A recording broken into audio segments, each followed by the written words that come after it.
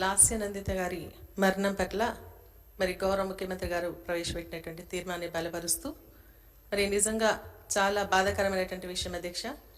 ఎందుకంటే చిన్న వయసులో మరి శాసనసభ్యురాలుగా గెలిచి మరి తన తండ్రి ఆశయాలు నెరవేర్చాలన్న ఆలోచనతో రాజకీయ రంగ ప్రవేశం చేసినటువంటి లాస్య నందిత ప్రజాసేవ చేయాలన్న ఆతృతతో ప్రజలకు దగ్గర కావాలన్న ఆలోచనతో ఎన్నో కార్యక్రమాలు చేపడుతూ మరి మధ్యలోని ఆశయాలను కూడా వదిలి మన నుండి దూరం కావడం జరిగింది అధ్యక్ష.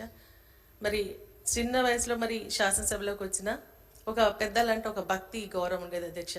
మేము నలుగురం మహిళా శాసనసభ్యులం, ఎక్కడ కూర్చున్నా కూడా తను వచ్చి మాట్లాడించి మరి మీరిద్దరు సీనియర్లు ఉన్నారు, మీరు పక్క పక్కన కూర్చోండి అని లేచి మాకు స్థానం ఇచ్చేది అధ్యక్ష.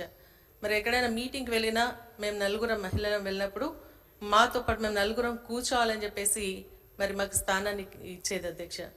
మరి నిజంగా చాలా హడావిడిగా ఉండి సందడిగా చేసేటువంటి లాస్య నందిత మరి ఇది ఈ విధంగా అర్థాంతరంగా మన నుండి దూరం కావడం చాలా బాధాకరమైనటువంటి విషయం అధ్యక్ష. మరి వారి మృతి పట్ల తీవ్ర సంతాపాన్ని తెలియజేస్తూ వారి కుటుంబానికి ప్రగాఢ సానుభూతిని తెలియజేస్తూ వారి ఆత్మకు శాంతి కలగాలని భగవంతుని ప్రార్థిస్తా ఉన్నాను అధ్యక్ష. Thank you.